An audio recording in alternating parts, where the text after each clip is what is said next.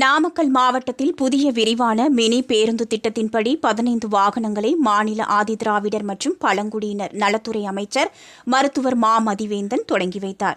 புதிய விரிவான மினி பேருந்து திட்டம் தொடக்க விழா நாமக்கல் மாவட்ட ஆட்சியர் அலுவலக வளாகத்தில் இன்று நடைபெற்றது.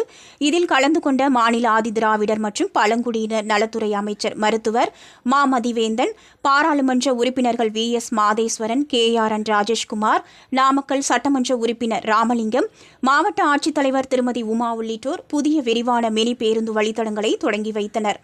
நாமக்கல் மாவட்டத்தில் புதிய விரிவான மினி பேருந்து திட்டம் 2024ஆம் ஆண்டு முதல் கட்டமாக புதிய வழித்தடங்கள் 6 மற்றும் இடப்பெயர்கள் வழித்தடங்கள் 9 என மொத்தம் 15 வாகனங்கள் இன்று புதிய வழித்தடத்தில் இயக்கப்படுகின்றன.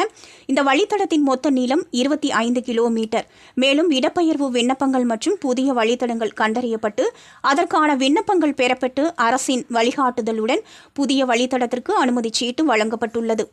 ஏற்கனவே உள்ள மினி பேருந்துகள் இடப்பெயர்வுக்கான வழித்தடங்களை கண்டறிந்து விண்ணப்பங்கள் அளித்தால் அரசிதழில் வெளியிடப்பட்டு அவர்களுக்கு புதிய வழித்தடங்களுக்கு இடப்பெயர்வு வழித்தடத்திற்கான அனுமதி சீட்டு வழங்கப்படும்.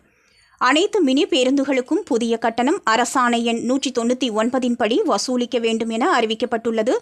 மரப்பறை அங்காளம்மன் கோவில் முதல் ராசிபுரம் பேருந்து நிலையம், வெண்ணந்தூர் வெங்கடேஸ்வரா பாலிடெக்னிக் கல்லூரி முதல் ராசிபுரம் பேருந்து நிலையம், வெண்ணந்தூர் டு ராசிபுரம் புதிய அரசு மருத்துவமனை, ஏலூர் பொதிகை நகர் முதல் ராசிபுரம் பேருந்து நிலையம் வரை, நாமக்கல் நகர பேருந்து நிலையம் முதல் பொம்மைக்குட்டைமேடு சாலை தாளம்பாடி பிரிவு, மொட்டலா முதல் வேப்பிலைப்பட்டி வரை உள்ளிட்ட 15 வழித்தடங்கள் இயக்கப்படுகின்றன.